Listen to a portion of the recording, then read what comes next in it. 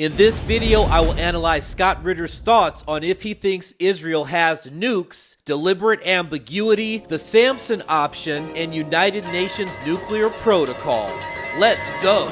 No one can do it better. A member of Prime Minister Netanyahu's cabinet by the name of Amichai Eliyahu recently gave a radio interview in Israel, which gave the distinct impression that the Netanyahu government has available to it and might consider, I think his phrase was, that's one way to do it, or that's one way, the use of nuclear weapons to degrade, destroy, and demolish Gaza. This may sound like a ridiculous question. You're the world-class UN nuclear inspector. Does Israel have nuclear weapons? Of course they do. They've admitted having nuclear weapons. They have a policy of deliberate ambiguity, meaning that they officially won't say we have the weapons until they do. For instance, in 2004, Prime Minister Ariel Sharon all but admitted that he put Israel in a class of nuclear weapons states. In 2006, Omer, the other prime minister, came after him, did the same thing, spoke about Israel as a nuclear power. Israel has on occasions brought out their in the Gulf War, 1991, Israel trotted out the Jericho missile and fired it, a test fire from their launch site into the Mediterranean, the exact range between Israel and Baghdad, letting the Iraqis know that if they fire chemical warheads or biological warheads into Israel, Israel will respond with a nuclear weapon. So Israel has alluded to this, but the whole purpose of deliberate ambiguity is to create unknown, because it's political. And back, we knew Israel was developing a nuclear weapon. We knew from the very beginning. JFK knew, Lyndon Johnson knew, Richard Nixon knew. Ben-Gurion lied to JFK. I mean, that's a historical fact. Well, he lied, but then he came and told the truth. He said, what he said is, we won't, and then Golda Meir did the same thing. They said, we won't be the first to introduce nuclear weapons into the Middle East. Now, some people would say, well, that means they're not going to build them. But when pressed, Golda Meir's people said, no, possession doesn't mean introduce. So they're very clear about that. Possessing a nuclear weapon doesn't mean we've introduced it. It's only introduced when we publicly say it is and have demonstrated it exists. So the Israel concept is they can build nuclear weapons, they can have nuclear weapons, but they haven't introduced them until they've admitted they have them and they're preparing to use them, which is why this minister's statement caused so much problem, because we're at a point right now where Israel is coming close to the conditions under which they may have to acknowledge having nuclear weapons. If Hezbollah gets involved and if Iran gets involved, we're looking at a scenario where Israel could suffer strategic defeat. And the Samson option, which is, of course, the deterrence model under which the Israeli nuclear weapon exists, it doesn't exist as a battlefield support weapon or things like that. It exists if Israel is about to go down, they will take everybody out. That's the whole concept, that they will hit Tehran, they will hit Cairo, they will hit Amman, they will hit Damascus, they'll hit Beirut, they'll hit Ankara, they'll hit anybody they want to, because they're basically saying, this is Samson taking down the temple, man. We're not going to go down alone. If we go down, you all go down. Therefore, we don't go down. And that is a very delicate thing, a song and dance that has to be done with the United States. And so for this minister to get out there and introduce the notion of the potential of nuclear weapons existing and being employed by Israel, even though he's not part of the decision-making cycle, that's why he was reprimanded. Not because he was saying things about killing Palestinians. The Israelis don't care. He introduced nuclear weapons prematurely. That's a decision that would be made by the Israeli government at a time and place of their choosing, and he didn't get to make that call. So that's why he got in trouble. But no, the Israelis have nuclear weapons. I think 60 to 80 is the number that they're talking about. Maverick disagrees. He's saying there's about 200, but I think the latest numbers are about 60 to 80 nuclear weapons in the Israeli army. I'm going to play a clip of Prime Minister Netanyahu at the United Nations not very long ago, ranting and raving about Iran, and that's run by fanatics. But the most important thing he says is the last sentence. Iran must face a credible nuclear threat. Take a listen. Now, you know, ladies and gentlemen, you know there's a fly in this ointment, because rest assured, the fanatics ruling Iran will do everything they can to thwart this historic peace. Iran continues to threaten international shipping lanes, hold foreign nationals for ransom, and engage in nuclear blackmail. Over the past year, its murderous goons have killed hundreds and arrested thousands of Iran's brave citizens. Iran's drones and missile program threaten Israel and our Arab neighbors, and Iran's drones have brought and bring death and destruction to innocent people in the Ukraine. Yet the regime's aggression is largely met by indifference in the international community. 8 years ago, the Western powers promised that if Iran violated the nuclear deal, the sanctions would be snapped back. Well, Iran is violating the deal, but the sanctions have not been snapped back. To stop Iran's nuclear ambitions, this policy must change.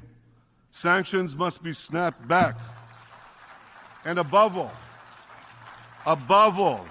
Iran must face a credible nuclear threat. From him. Yep, that's again, when you take a look at the Israeli, they have a three-phased approach to their nuclear deterrence. The phase one is deliberate ambiguity. Yeah, we got them, but we ain't talking about them. And that just leaves everybody guessing. And it also makes it so that the United States doesn't have to hold Israel accountable for violating American nuclear nonproliferation policy, because if Israel ever said we are a declared nuclear state, the Nuclear Nonproliferation Treaty doesn't recognize them as such. Therefore, they'd be susceptible to mandatory sanctions from the United States. So we're playing a game. Nixon started it where, see, no, here we speak. We just won't talk about it. But now the Israelis faced, so he can't be speaking on behalf of us or anybody else. He can only be speaking on behalf of Israel. So Israel's moved into phase two of their deterrencing, which is why the conditions we face today are very dangerous, because once you allude to it, the next step might be you're getting into demonstration. So the missiles may come out again and be test fired again. And then there might be an underground nuclear test to say, we ain't joking, we got it. And then if Iran continues to do this, the next step is fire the missiles, take out Tehran. How absurd to hear him call the leadership of Iran fanatics when, of course, he is a fanatic. How ridiculous it is for him to complain that Iran is violating sanctions, or the sanctions haven't been imposed. He's violating, the Congress is violating American federal law by giving any financial and military assistance to a country that fails to comply with the UN protocols, which you know better than anybody on the planet, for nuclear weapons. But before you reply, Scott, here is my friend and former colleague Chris Cuomo trying to get a yes or no out of Prime Minister Netanyahu on whether Israel has a nuclear capability. Does Israel have nuclear capabilities and nuclear weapons? Yes or no? We've always said that we won't be the first to introduce it, so we haven't introduced it. But that's not an answer to the question. Do you have them or do you not? Of any country. It's as good an answer as you're going to get. Same as Ben Gurion, we won't be the first to introduce them into the region. Yeah, that's and their it's as standard good an policy. answer as you're going to get. I can't imagine the Congress obeying federal law, which prohibits it from giving funds to countries that fail to comply with UN protocols on nuclear weapons, if that country is Israel. Can you? Well, I can imagine it, because the Congress, I mean, let's just be frank here, Judge, they're bought out by the Israeli lobby. I mean, AIPAC. Right. I meant that I can't imagine Congress not giving the money because of this. Congress No. Congress is controlled by Bibi Netanyahu when it comes to aid to Israel. Yeah. How many times have you heard a congressman or senator ask a member of the U.S. intelligence community, does Iran have a nuclear weapons threat? Do we have to worry about Iran's nuclear? And they get an answer. How many times has a senator turned to those same intelligence people and says, does Israel have a nuclear weapon? They've never asked the question. They've never asked the question. And they won't ever ask the question, because to answer it, we'd open up that whole Pandora's box of, if Israel has a nuclear weapons, and we know they do, I can guarantee you we know. I mean, that's about all I could say on that, except we know. There's no ifs, ands, or buts. We know they have that. And the fact is, they won't ask the question because we are living a lie. Everything, just so people know, everything we're doing with Israel, everything we're doing is a violation of the United States Constitution, a violation. This isn't anti-Semitic. This isn't because I'm anti-Israeli or anything. It's because the law is the law. When Judge, again, correct me if I'm wrong, but the supremacy clause of the United Nations Constitution, or United States Constitution, is when we enter into a treaty that's been ratified by the United States Senate, it becomes the law of the land. We are signatories of the Nuclear Non-Proliferation Treaty, which was not imposed on us. We wrote it, and we are therefore bound by it, but we're deliberately ignoring it in the case of Israel. So does Israel have nukes? The short answer, in my opinion, is yes. So this guy that's a part of their cabinet, Eliyahu, had an interview, and he alluded to the fact, saying that nukes are one way to destroy Gaza. And he was not obviously authorized to say that. They don't want to introduce that because it changes the game. Israel is using something called deliberate ambiguity, which simply means lying. It's all politics. And Netanyahu says, we won't be the first to introduce the nukes. And look at this hypocrisy. They say possession doesn't mean introduction. What kind of semantics are they even talking about there? And then they say it's only introduced when we say we have them and we're prepared to use them. That's just ridiculous. Who made you that authority? And they have this doctrine called the Samson option. If you remember Samson from the Bible, the Israelite, not the Khazar, the Israelite, he destroyed the temple after his eyes had been put out and everything that had happened with him. That's their nuclear option. They call it the Samson option. This actually denotes that nuclear weapons are not there as a support weapon. It is there for complete destruction of all the Arab countries that are around Israel. If anything happens, if they're going to go down, they're going to take everybody down with them. It's believed that Israel has about 60 to 80 nukes. I can see that. That's why he says Iran must face a nuclear threat.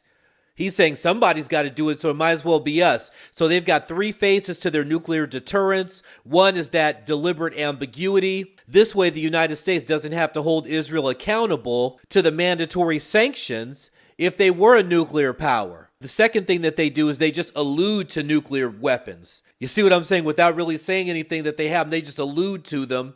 And then the third one is the demonstration and announcement that they do have the nukes. Congress of the United States is clearly violating federal law by giving financial aid to that country, being Israel, because they're not complying with the UN protocol on nukes. That is absolutely clear, and the hypocrisy and the crafty counsel just continue on higher and higher levels.